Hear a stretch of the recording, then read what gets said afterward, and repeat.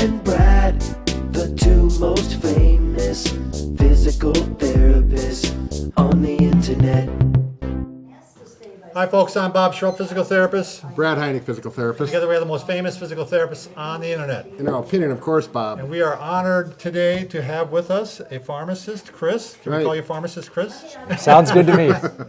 This is a great honor. I mean, Oh, it is. It's great that we can do some videos on pharmacy to help educate people. Exactly. And today, Chris and I have known each other a long time. We work out every Saturday that we're available, and we always are injuring ourselves because we break the rules that we talk about in our videos. Sure. But, him being a pharmacist, me being a therapist, we never that's have, a good combination. Right. We just ask each other questions on how to get rid of this ache or that pain, and things work out quite well, don't they, Chris? Absolutely. It's patched me up many a time. So today we're going to talk about trying to help you heal or promote healing. Right. Drugs that are going to help promote healing. Am I saying it right? Right. And these are drugs that are over the counter. Over the counter, right. If you want to avoid seeing a doctor, and a lot of times you can, but you need to be educated on what's available over the counter. And Chris, why don't you talk a little bit about yourself? You're a pharmacist. You graduated from.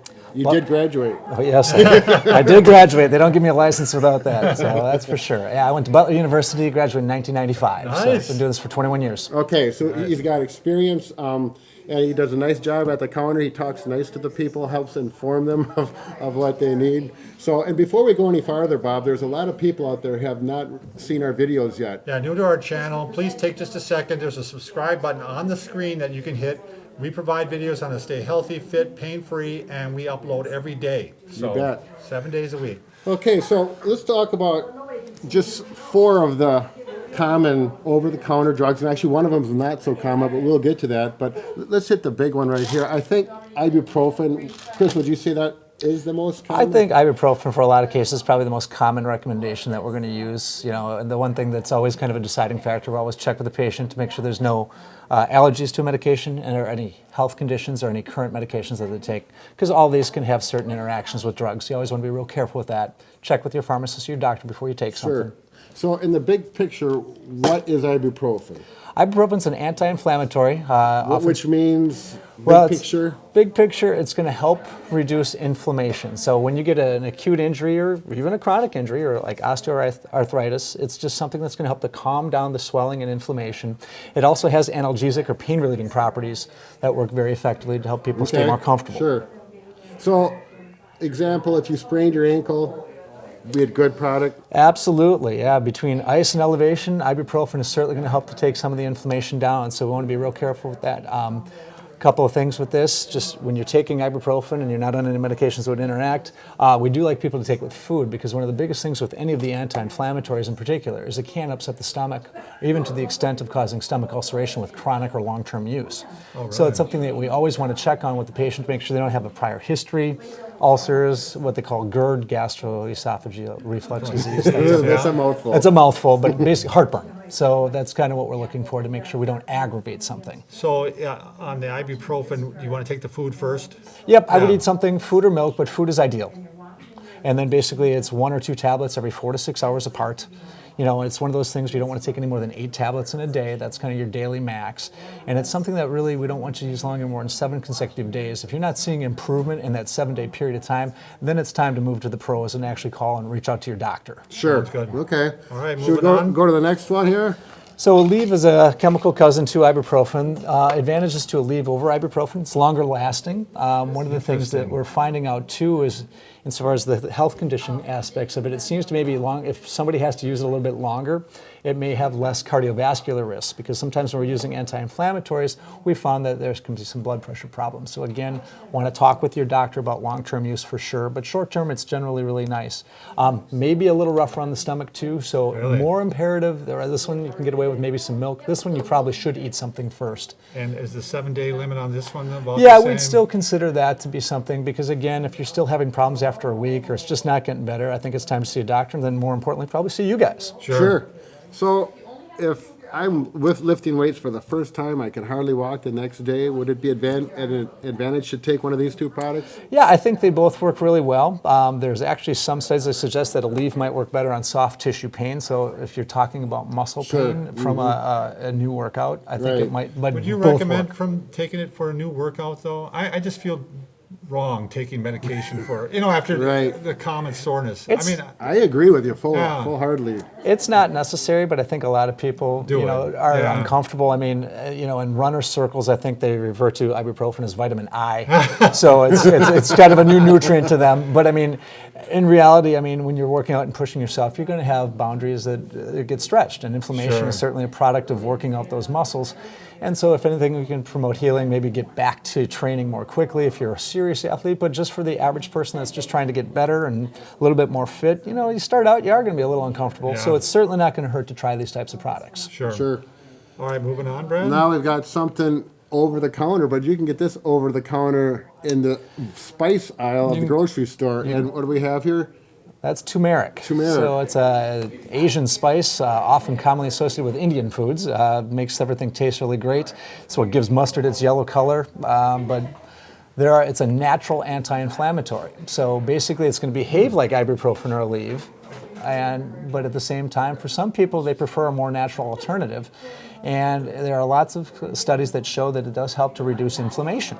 So what amount do you need to take of this before it starts having some effect? People can, it's harder when you're actually using the cooking spice because people are going to use it to taste. I think therapeutically, usually we'd recommend probably a supplement. And so most studies suggest somewhere between 400 and 600 milligrams up to 3 times a day for at least osteoarthritis, which I think you could loosely translate that to working out, exercising, muscle soreness, that type of thing. Sure. This too does carry some warnings. We do have to be careful with that if you're on a blood thinner or if you're on a seizure medication called Dilantin or phenytoin. It does have some pretty negative effects with those as far as it can thin the blood. So again, question to your pharmacist, question to your doctor to make sure it's appropriate for you to take.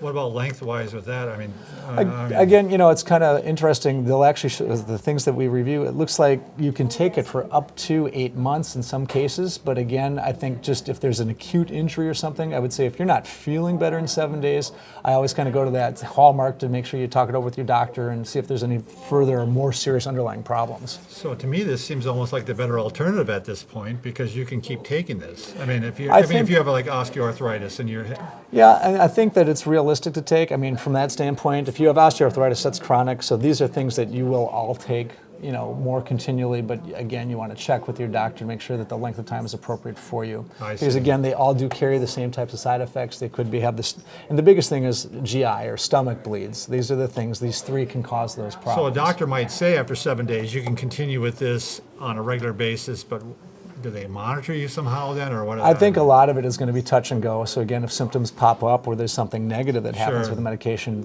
reach out to your pharmacist, reach out to your doctor. Just let's make sure we're not causing a new problem. Because again, even though these are over the counter, they do carry their series of risks. Oh, sure. With the turmeric, I looked it up, and they got a name, turmeric curcurum. Is that the full? That is the full, yeah. So basically turmeric, the business end of it are the curcumins, and so from that standpoint, it's just the plant chemical itself. That's the business end. And this comes from a root. Correct. My understanding. Yep. Now, I'm wondering, you can buy it in a pill form and take it, as far as for health and healing. Can you take it and use it as a spice? Like I put it on my eggs this morning and use it long term, and you think that will give some faint effect of improving? I think that it probably could, but I think, to be exact, you'd probably want to have it weighed out and have a precise regimen. But as a pharmacist, because we're analytical up to the core. So it's one of those things where I think that realistically you could probably expect a modest benefit. I think it's just consistency is key as far as like truly reduce inflammation. Right. All right, Brad, we're to the last one here. Tylenol. Everybody knows about Tylenol. Now, we're talking, and Chris said we got to put Tylenol over here because it's different. We know it's different than this, but it's different than these two, and what's the big difference? Functional difference between Tylenol is these three products all contain anti-inflammatory properties. Tylenol does not have any anti-inflammatory properties whatsoever. It's a good go-to choice because it's a good pain reliever for a lot of folks. But when you're on things that have, if you have stomach acid problems where you're on medication to prevent that, or if you're on blood thinners, this is the safe choice. So it's certainly something that you could use.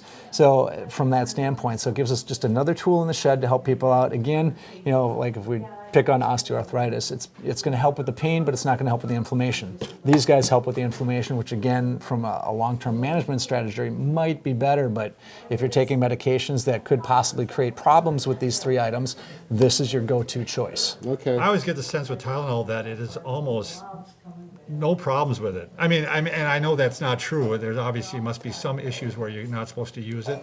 Very true, Bob. But Very it seems true. like it's always the go-to medication for people who have other issues, and they're just like, well, we can give you Tylenol. We can give you Tylenol. Exactly. So you don't have to have anything to eat with Tylenol? Nope, Tylenol you can take straight. I would still increase, you know, probably have a glass of water so you don't choke on anything, but realistically speaking, no, it's not necessary to take it with food. The absolute daily max would be basically 6 extra strength tablets a day, which is 3,000 milligrams. So you could take 2 tablets 3 times a day in 4 to 6 hour increments.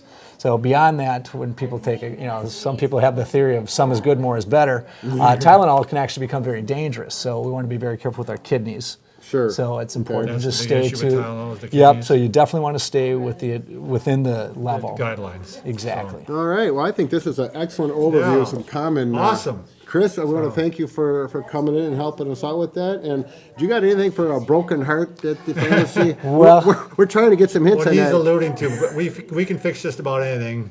except for a broken heart. yeah. I have not been able to fix that either. I'm sorry.